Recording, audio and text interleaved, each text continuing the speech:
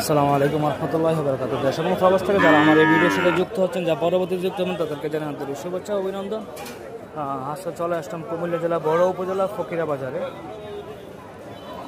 আমরা দেখতে পাচ্ছি এখানে একটা ষাঁড় গরু। এই গরুটা এখনো দাঁতে নাই। এটা চাওয়া দাম হচ্ছে 1,50,000 টাকা।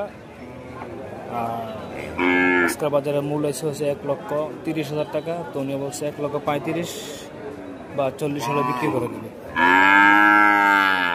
দেখেন, এটা হচ্ছে আমাদের ভাইরাল ব্যাপারী গরু।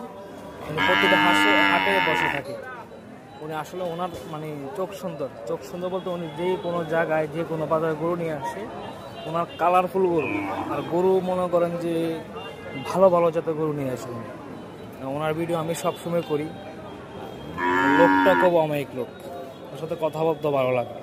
তো যারা নিতে ইচ্ছুক অবশ্যই ওনাকে পেয়ে যাবেন ফকিরা বাজারে। উনি হচ্ছে আমাদের ভাইরাল ব্যাপারী।